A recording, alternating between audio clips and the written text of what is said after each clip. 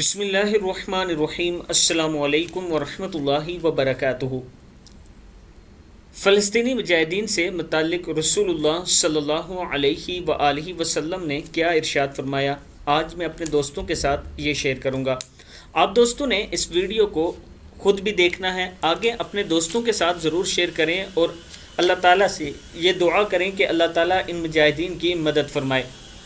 سیدنا ابو امامہ رضی اللہ تعالیٰ عنہ فرماتے ہیں کہ رسول اللہ صلی اللہ علیہ وآلہ وسلم نے ارشاد فرمایا، میری امت کا ایک گروہ قیامت تک دین پر ثابت قدم اور دشمن پر غالب رہے گا۔